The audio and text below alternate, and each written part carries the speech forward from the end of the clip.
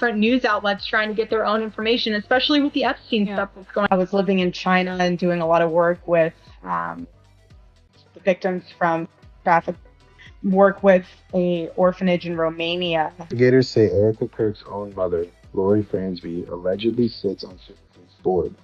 The odds of that coincidence? Astronomical. The American people deserve to have every Epstein file released with no redactions whatsoever, period. I'm pushing for that both privately and publicly, just so you know.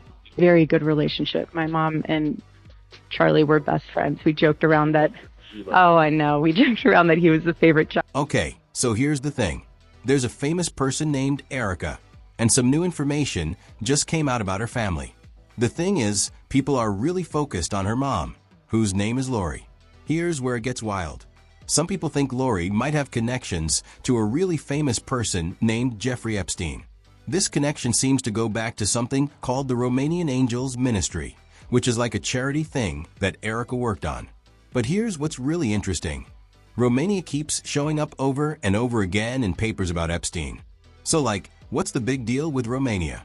Well, according to some official papers from court, Epstein's money people may have sent cash to a bank account in Romania. We don't know who got the money because the name is hidden. But people on the internet have been looking at all these papers and connecting the dots. Some of them think the money went to Romanian angels. Until recently, everyone was asking questions about Erika and her work in Romania. But now there are pictures that came out and they suggest something different. They're suggesting that Lori may have been doing stuff behind the scenes the whole time. All week. How many miles do you think you've driven this whole 721 miles this week. That's unbelievable. Some people are now wondering if Lori wasn't just helping out. Maybe she was actually running things, like telling people what to do and making decisions. So now everyone's asking, who is Lori France really? How connected are all these Epstein and Romania things actually? And why does Romania show up so much in all these stories? Let's look at what the papers actually say. Papers from Epstein's court cases got opened up for people to see. Investigators looked at his money records, and it seems like there's a trail of money that goes to Romania. Here's what they found. More than $30,000 got sent somewhere.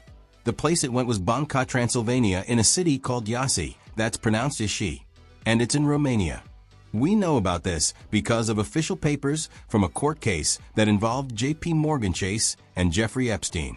The name of who received the money is hidden and blocked out, but everyone can see which bank it was and which city.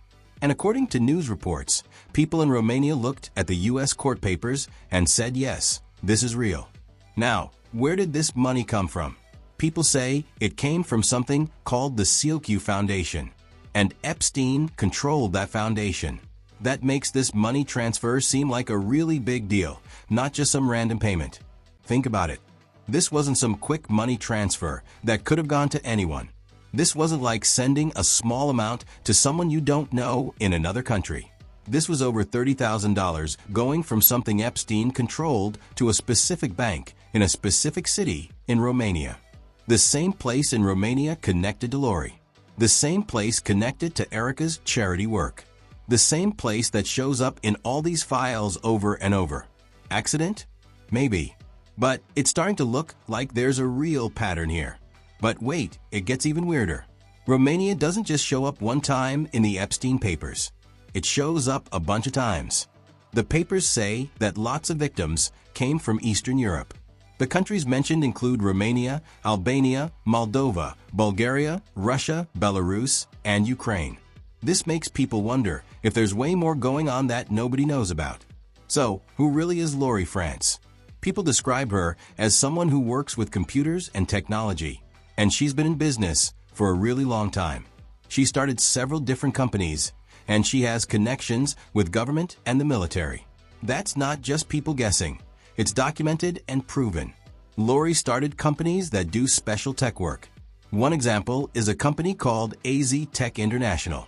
They do something called Earned Value Management Solutions, and they work with people building things for the Department of Defense and the Department of Energy. So basically, Lori has worked with the U.S. government for a long time. And Erika even said this herself. In an interview from 2020, Erika talked about how the family moved to Arizona because of her mom's job. She said her mom worked with the Department of Defense and the Department of Homeland Security. She chose to move to Phoenix from Ohio because there was more of an opportunity for a female business owner out here, especially from the standpoint of she was getting involved with the government, so Homeland Security and Department of Defense. And so she had other business partners that were out here that were already in that industry, even one that was a mentor of hers. So it was really convenient to be able to come all together in one place to really have that. But wait, there's even more to this story. People on social media said that Lori's company, which was called GTE, was involved in overseas projects that seemed questionable. They claim it might have been connected through something called Raytheon, which is a big defense company. Remember, Raytheon partnered with Israel's Rafael to build the Iron Dome missile defense system. At the very core of that technology are advanced semiconductors, the same kind of tech Lori's companies claim to work with, and they were contracted with them. Because in 2025, Donald Trump himself pushed for building what he called a gold dome over America, modeled directly after Israel's Iron Dome. People are saying this is another possible connection to the Epstein situation. Now, remember this name. Someone named Charlie talked openly about his worries about other countries being involved in stuff. He thought something big was being hidden from people. Talk, let people ask questions, figure out what the heck is going on. Was Jeffrey Epstein an intelligence asset? Now the Israeli government has come out and said, nope, he was not one of ours, under no means necessary. And so, was he Saudi? Was he MI6? Was he CIA? We do not know. Our audience is really fired up about the story. We've been covering it extensively. He talked a lot about wanting everyone to see all the Epstein papers. He said he pushed for this both quietly and out in public. He said all this not too long before something bad happened to him. That Epstein, with his little friend Ghislaine and Ghislaine's father, Robert Maxwell, who was obviously a spy of the Israeli intelligence agencies, that there was something else going on here. Epstein was not some sort of whiz-kid hedge fund manager. Epstein was playing a part. Epstein was a LARPer. Epstein was cast for a specific role, and he played it really well. And then something else shows up. Erika is now running a group called Turning Point USA. She says her biggest goal is keeping Charlie's memory alive and finishing what he started. But some people are asking, why hasn't she talked about the Epstein papers? The American people deserve to have every Epstein file released with no redactions whatsoever, period. Correct. We, the American people, ran on transparency. We deserve to see the entire client list. Yeah. Every document the government has regarding the Epstein files, we, the American people, should have on an easy-to-access website immediately in a very, very quick fashion. I'm pushing for that both privately and publicly, just so you know. Why hasn't she pushed for people to release them? According to reports, this was something that mattered a lot to Charlie. So why isn't she talking about it? And then there's Lori not saying anything about it either. Erika said that Charlie was her mom's favorite kid because of Lori's work with the government. Some people are asking why she hasn't pushed for the Epstein papers to be released either. Some observers think this silence is strange and worth questioning. My mom and Charlie, they were best friends. I would always say that Charlie was her favorite child. Let's go back to the Romania thing. New pictures that came out supposedly show that Lori was involved with Romanian angels, and people are guessing more and more about what might have been happening that we don't know about. Some people think something bad might have happened. Now here's something really important to know. Erika was only about 17 or 18 years old when she started her charity work. The charity was called Everyday Heroes Like You. Romanian Angels was one of the first big projects she did outside the United States. And according to news, the project was supposedly supported by the U.S. military. So critics are saying, could a teenager really do this all by herself? They think Lori probably was doing the planning and organizing behind the scenes. And Lori's military connections make this idea seem even more possible. Now, remember this name. In a video about Romanian Angels, Erika thanks someone called Colonel Otto Buscher, who works for the U.S. Army.